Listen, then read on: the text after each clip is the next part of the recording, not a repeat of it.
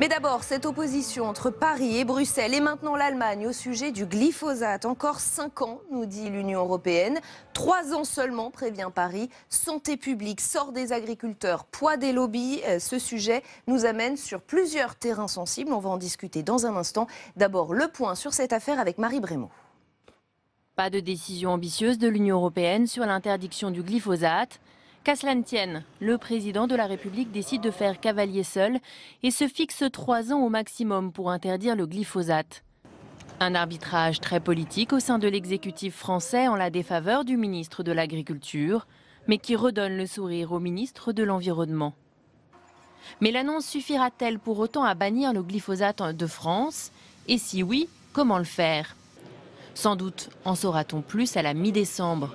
En effet, le ministre de l'Agriculture est chargé dans le cadre des États généraux de l'alimentation de présenter un agenda des solutions durables. Il devra donc sans doute revoir sa copie avec cette nouvelle donne. Mais malgré cela, d'autres comme à droite pointent une position hypocrite alors que l'Union européenne et le Canada viennent de conclure un traité de libre-échange, le CETA. Qui lui autorise le glyphosate, qui lui impose sur le sol européen 46 produits toxiques interdits en France, mieux, qui consacre le droit et même le devoir, l'obligation pour l'Union européenne d'importer tous les produits du monde soumis au glyphosate. Il reste donc encore un certain chemin pour que le tweet d'Emmanuel Macron devienne réalité. Avec nous pour aller plus loin ce soir, Daniel Grémier, bonsoir. Vous êtes sénateur LR des Vosges, agriculteur de profession et membre de la Commission des Affaires européennes au Sénat. Bonsoir. Ronan Dantec, bonsoir. Sénateur écologiste de Loire-Atlantique, rattaché au groupe RDSE. Alain Sambour, bonsoir. Vous êtes agriculteur céréalier et membre de la coordination rurale. Caroline Michel, bonsoir. Journaliste à l'Obs, vous avez récemment publié une enquête intitulée Glyphosate, le pire scandale sanitaire du 21e siècle. Caroline Michel, justement, on a l'impression d'assister à plusieurs bras de fer en même temps dans cette affaire, entre Nicolas Hulot et Stéphane Travert, entre Paris et Bruxelles et maintenant entre Paris et Berlin. Oui, c'est vraiment un cataclysme politique auquel personne ne s'attendait.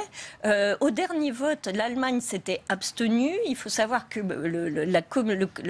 la Commission européenne a besoin d'une majorité qualifiée avec 65%. Enfin bon, c'est un calcul de la population complexe. L'Allemagne était une pièce importante dans le dispositif. Et de ce qu'on comprend aujourd'hui, de ce qui nous arrive depuis l'Allemagne, le ministre de l'Agriculture, dans le dos d'Angela Merkel, ce qui nous en dit long d'un point de vue politique sur l'affaiblissement actuel d'Angela Merkel, a pris la décision, sans avertir sa collègue de l'environnement, de voter pour la reconduction du glyphosate.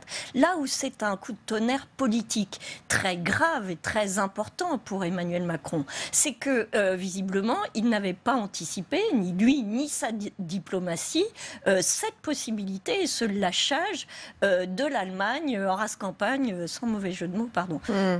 Si bien que la France s'est trouvée complètement dépourvue, sans minorité de blocage pour suivre sa position qui était contre le glyphosate. Résultat, on a eu cette chose politiquement absolument incroyable. Un président, hier soir, qui, sans concertation, indique que dans 3 ans, la France, toute seule, comment, pourquoi, dans quelles conditions sortira du glyphosate. Un ministre de l'Agriculture qui se dit content de la décision de Bruxelles et un ministre de l'écologie français qui se dit triste.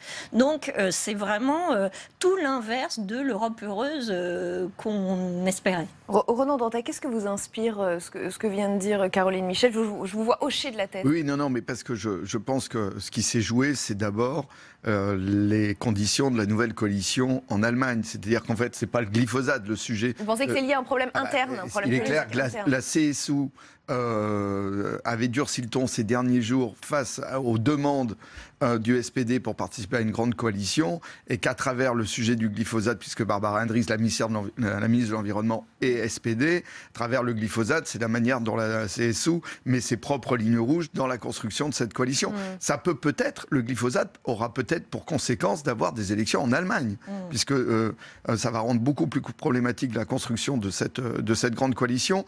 Donc c'est d'abord un sujet allemand. Et effectivement, ça prend de court la stratégie française, ça c'est évident. Moi, je note quand même, et je salue la position du président de la République, il a été très clair, il a dit 3 ans. On se donne 3 ans pour trouver des alternatives. Je trouve que c'est une position politique forte qui n'est pas du tout, y compris encore cet après-midi au Sénat, celle du ministre de l'Agriculture. Je pense que là, on commence à avoir un problème avec le ministre de l'Agriculture français qui ne respecte pas la parole du président de la République. C'est quand même quelque chose d'un peu étonnant. Mais effectivement, et ça a été dit dans votre reportage, la difficulté, la question qui est sur la table, c'est la cohérence entre politique nationale, politique européenne et politique internationale. C'est-à-dire que je suis écologiste depuis un peu toujours, mais je trouve que les débats aujourd'hui, on arrive un peu au cœur du débat, on arrive à l'endroit où ça fait mal. C'est-à-dire on ne peut pas avoir le CETA et l'interdiction du glyphosate, on va avoir une vraie difficulté à l'échelle européenne. C'est-à-dire que l'environnement, ça ne peut pas être des slogans, c'est obligatoirement une cohérence de l'ensemble des politiques publiques. Et je crois qu'Emmanuel Macron, sa responsabilité avec Nicolas Hulot dans les 2 prochaines années, ça va être de montrer comment on peut créer de la cohérence à partir de là. Alors c'est intéressant que vous disiez que Emmanuel Macron a frappé fort hier soir, parce que Yannick Jadot, lui, il ne décolère pas contre Bruxelles, évidemment, mais aussi contre Emmanuel Macron. Pour l'eurodéputé écologiste, Emmanuel Macron aurait pu faire beaucoup plus qu'un tweet. Écoutez. Quand Emmanuel Macron, il veut que ça aille vite, il fait des ordonnances. Là, on a un tweet. Mais j'aurais préféré qu'il fasse un SMS à Angela Merkel pour lui dire que ton gouvernement ne fasse pas n'importe quoi, que tes ministres ne se sentent pas à l'aise de voter pour le glyphosate et que, au fond, on gagne à l'échelle européenne. Daniel Grémillet, comment vous percevez ces propos de Yannick Jadot? Il sous-entend qu'Emmanuel Macron a fait les choses un peu à moitié.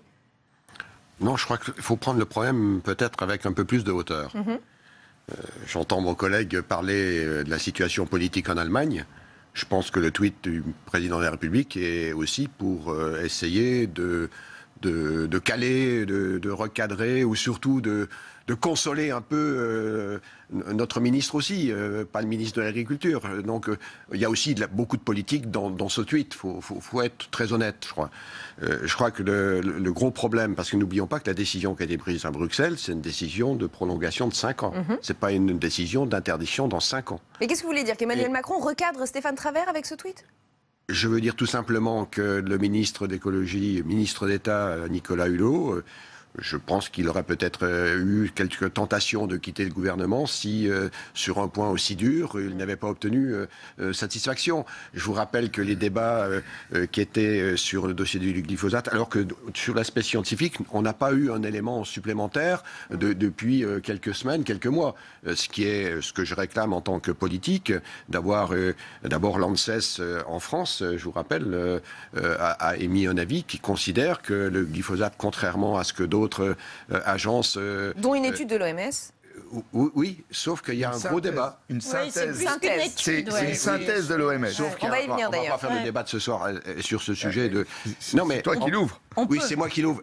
Je le dis parce qu'il y a beaucoup de contestations sur les différentes études. Je dis qu'aujourd'hui, tant au niveau communautaire, tant au niveau de la France, nous avons besoin d'agences indépendantes, de scientifiques indépendants. Sinon, il faut fermer l'ANSES. On peut faire des économies tout de suite, ça sert à rien. Si c'est uniquement un tweet du président qui peut, comme ça, décider que tel produit est bon ou pas bon, ça pose vraiment question.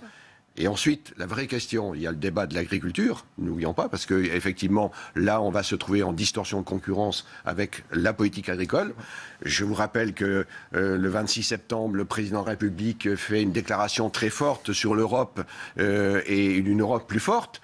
Il y a une décision qui est prise, 2 heures après, le président dit nous, la décision majoritaire qui est prise dans les règles de fonctionnement démocratique de l'Europe qui est prise, je m'assois dessus, ça ne sera pas comme ça en France. Mais surtout, la vraie question, moi je pense aux consommateurs, parce que là, on est en train de prendre une position à la française, on se fait plaisir. Mais je souhaiterais que dans le même delta de temps, si on interdit aux paysans français dans 3 ans d'utiliser du glyphosate, c'est qu'on interdise aussi l'importation de produits qui auront été traités, qui auront avec été glyphosate produits. à l'étranger. Mais à l'étranger, mais tout près de chez nous, dans l'Europe. Or, vous savez Espagne, comme moi...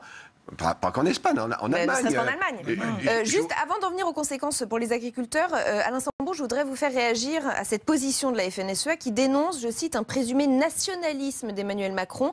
Il y a eu 2 ans de débat et un vote à la majorité qualifiée. 2 heures après, le président français dit « Moi, je m'assois dessus », exactement l'expression que vous venez d'employer. Que deviennent les agriculteurs français? Vous partagez cette position de la FNSEA?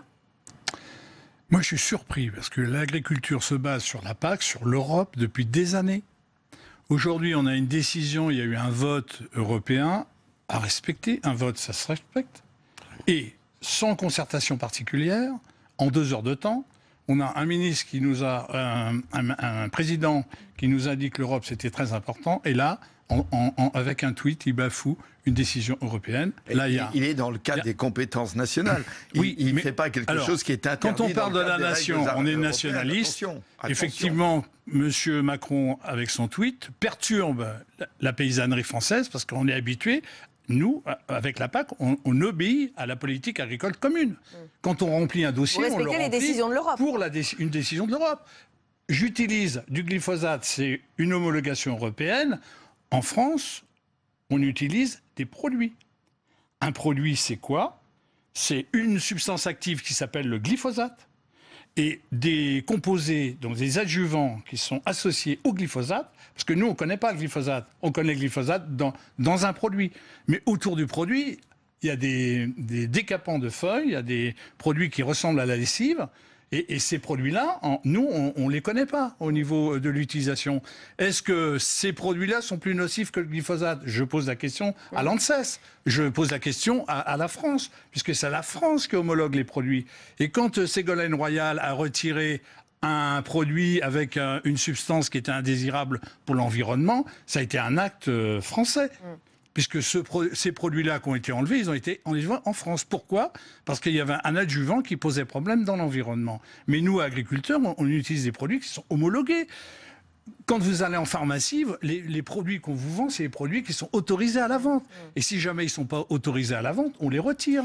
On a aussi relevé le tweet du député européen José Bové. Je voudrais qu'on le lise ensemble. On en reprend tous pour 5 ans, dit-il. Paysans, consommateurs, le principe de précaution est foulé aux pieds. Bayer et Monsanto ont réussi à tordre le bras à Madame Merkel. C'est la victoire du business sur la science. Est-ce que dans cette affaire, c'est lobby contre lobby, Caroline Michel? Oui, alors le lobby de Monsanto aujourd'hui est vraiment très décortiqué. On l'a appris à la faveur de procédures judiciaires qui sont en cours aux États-Unis. Aux États-Unis, il y a des centaines d'agriculteurs qui se sont réunis pour ce qu'on appelle des procédures collectives, des class actions, et qui ont obligé la justice américaine à publier, à rendre public des quantités absolument incroyables de mails et de SMS, et on a plongé, mais vraiment au détail près, on a les SMS, des heures, des dates, dans la manière dont Monsanto, qui est le principal producteur de glyphosate dans le monde, a infiltré, vraiment le mot est très précis,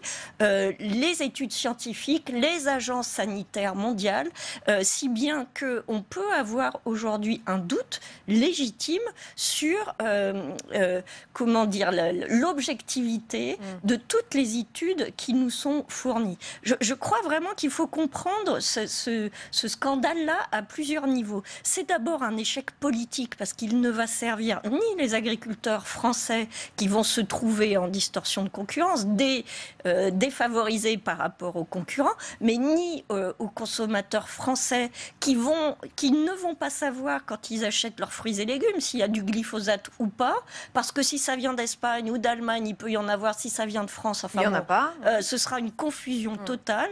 Mais c'est aussi une remise en cause très profonde et très durable sur les agences sanitaires, notamment européennes, puisqu'il a été démontré que l'EFSA, qui est l'agence sanitaire européenne, utilisait, et c'est la procédure, elle l'a fait parfaitement dans le cadre de réglementation européenne, utilisait le dossier d'homologation fourni par les industriels. Est-ce que l'ANSES a été infiltré? C'est très grave ce que vous êtes en train de dire. Est-ce que l'ANSES a été infiltré par Monsanto? Est-ce que l'avis de l'ANSES, notre agence indépendante scientifique en France, a été infiltré? Parce que ce que vous êtes c'est le cas, c'est une information, c'est ce que vous voulez nous dire. Exactement. La démonstration, alors, ne mélangez pas tout, et je ne porte pas... On est dans une posture où c'est le président de la République de la France qui décide seul qu'effectivement, on sera sur un calendrier à 3 ans. Donc, moi, j'ai besoin, quand vous affirmez des choses aussi graves, je ne suis pas en train de dire que vous n'avez pas raison, mais je suis en train de vous poser la question, est-ce que l'ANSES, agence indépendante française, est infiltrée. Vous Est-ce savez que l'avis comment... Laissez-moi répondre. On va laisser répondre Caroline Michel. Oui, mais attendez, elle a été suffisamment longue pour qu'on puisse parler quand même. La question était précise. La question était précise. Il est établi aujourd'hui qu'on a deux sortes d'études. Ce sont les études qui sont fournies par les industriels et qu'utilisent la plupart des agences, et en particulier les agences sanitaires européennes, et les études dites indépendantes, qui sont avec moins d'argent et qui n'obtiennent pas les mêmes résultats. Là où je vous rejoins, et je n'entrerai pas dans la polémique ni dans la provocation, c'est que la Commission européenne devrait se donner les moyens d'avoir des études scientifiques indépendantes. Ce qui n'est pas le cas aujourd'hui. Ça n'est pas le cas aujourd'hui. Non, sur l'EFSA, ça n'est pas le cas. Ronan Dantec. Non, moi, il ne faut pas qu'il y ait de faux débats. N'importe quel pays européen peut, en matière environnementale, aller plus loin que la législation européenne. On est allé plus loin que d'autres pays sur les gaz de schiste qu'on a interdits alors que d'autres pays européens les autorisaient. On est allé plus loin sur les OGM. Donc c'est tout à fait possible sur la pollution atmosphérique. Donc il n'y a pas de débat là-dessus. On n'est pas en train de détruire l'Europe. Le président de la République française a tout à fait le droit, dans le cadre européen, de dire « moi j'arrête à 3 ans ». Simplement, effectivement, et c'est un point sur lequel on est finalement assez d'accord et sur lequel il faut qu'on débatte. On est tous conscients qu'on va avoir une difficulté sur les importations. Donc si avec Daniel Grémillet, ensemble, on refuse de ratifier le CETA, la question du CETA sera réglée. Donc la question parlementaire va être sur la table. Ça va être notre responsabilité à nous. Elle est plus proche de nous. Je vous rappelle qu'on est dans le marché unique européen. Donc effectivement, je partage complètement ton propos sur le CETA. Oui. Mais c'est pas le débat de ce soir. Mais indirectement, c'est l'engagement de la France. C'est la même. Oui, non, mais c'est la question. C'est le débat pour les consommateurs. Christiane Lambert en a parlé longuement. C'est le débat pour les paysans. C'est le débat pour les paysans.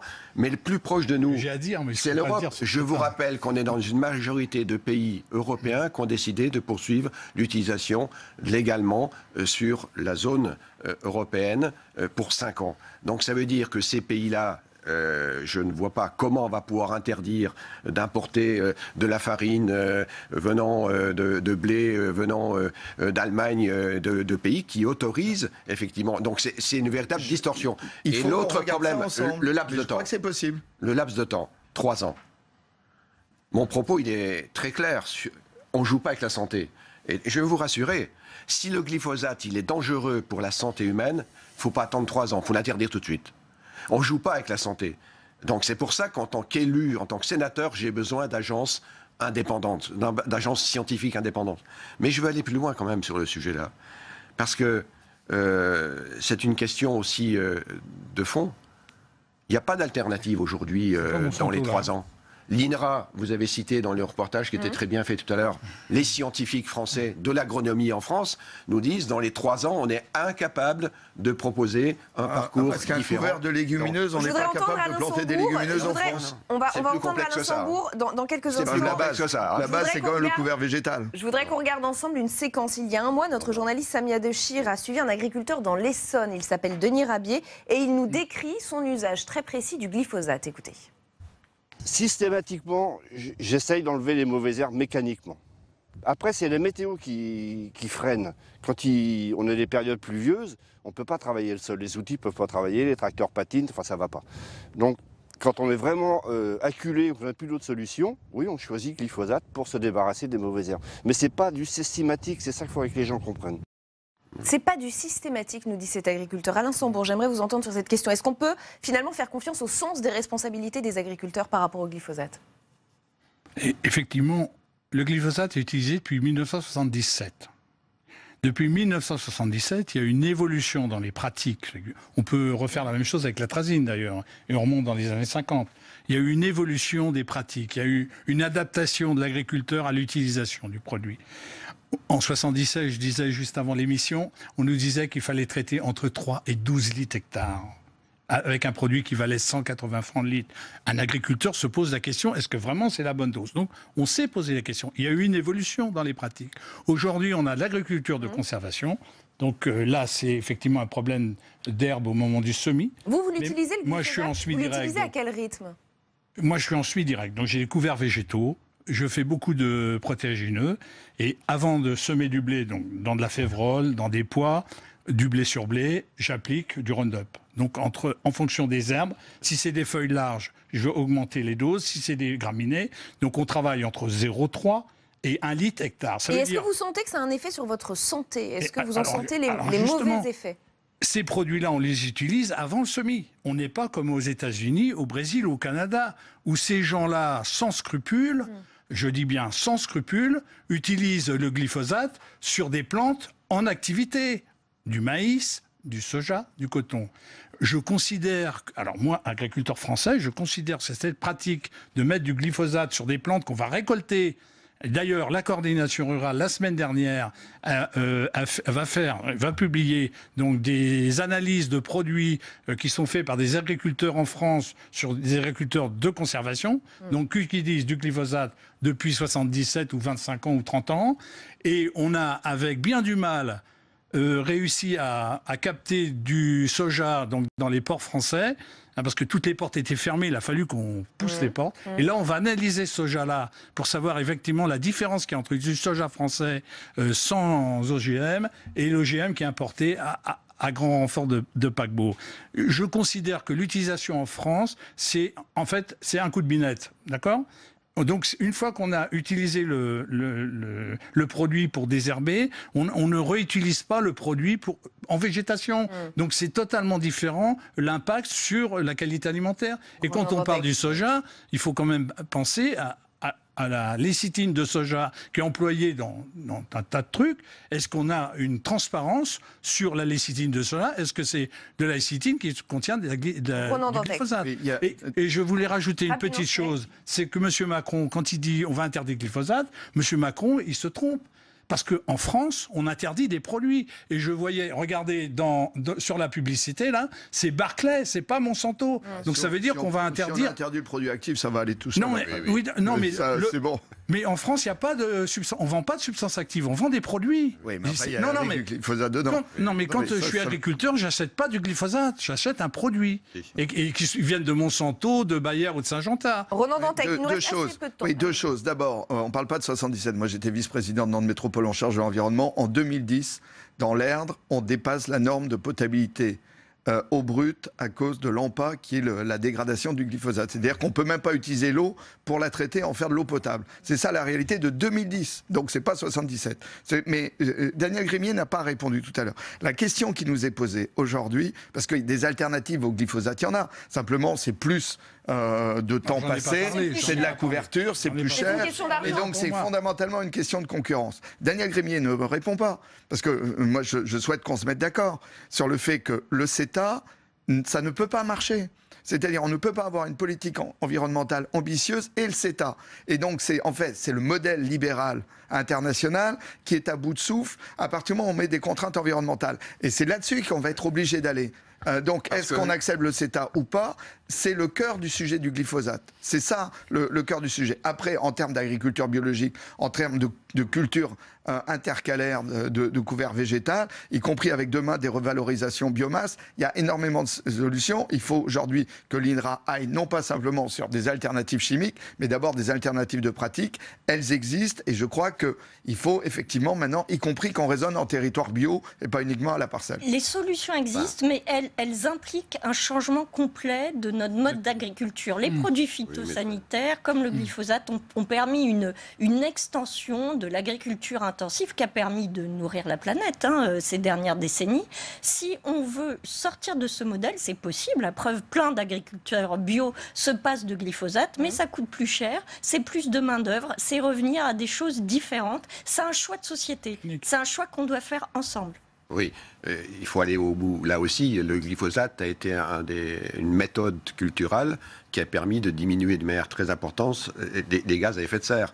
La culture sans labour a aussi des aspects très positifs. Donc ça veut dire que l'aspect... Si on a des cultures de couvert, on capte du CO2. Non, à un moment donné, il faut bien détruire... C'est une base. Oui, mais il faut bien détruire la plante. Il faut bien détruire la plante pour ressemer une autre. Donc je partage complètement l'exemple qui a été donné. Mais je reviens sur... Pas net comme démonstration. Monsieur Dantec, mais si, c'est trop net justement. Et tu captes du CO2 avec tes cultures. Je reviens. Est-ce que vous avez un jardin? Est-ce que vous avez un jardin? Je reviens sur la question du... Comment vous désherbez? À zéro phyto depuis 30 ans. Oui, mais comment vous désherbez? À la binette, vous faites... On ne peut pas comparer des champs et un jardin. Je pense qu'on s'éloigne un petit peu du débat. J'ai aucun problème.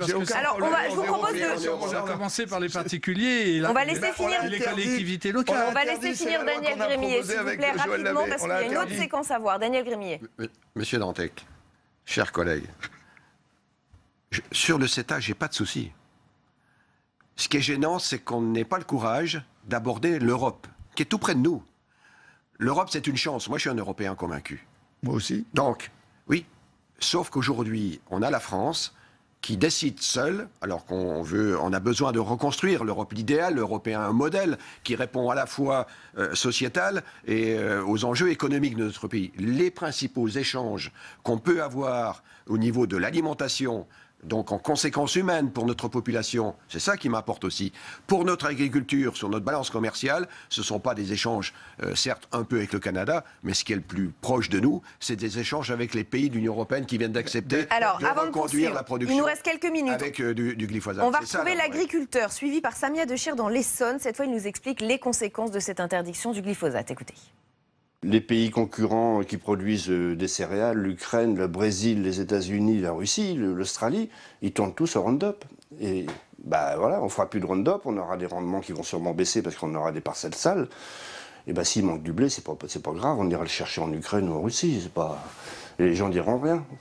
Voilà, c'est ça la réalité. Il nous reste moins de 2 minutes pour faire un dernier tour de table. Alain Sambour. Juste les 5 ans ou les 3 ans, j'espère, c'est que ça va nous donner des moyens pour, si jamais, déjà, ce que vous disiez, c'est que s'il y a un problème de santé, qu'on utilise ce produit-là, effectivement, on en prend. Mais surtout, c'est qu'on nous donne les moyens de faire autrement et que, effectivement, l'INRA, vous avez parlé de l'INRA et c'est une belle chose.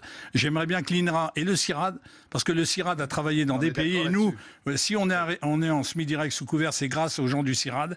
Et je regrette qu'effectivement ces gens-là ne soient pas mis en avant parce qu'il y a eu une pratique de couverts végétaux qui a été développée. Et je dis aujourd'hui, si le glyphosate est utilisé, ça veut dire que nous, on n'aura pas le droit de l'utiliser, mais les consommateurs, ils ont le droit d'en consommer dans les aliments. Et ça c'est ici parce que moi, je suis consommateur. Caroline Michel. Voilà.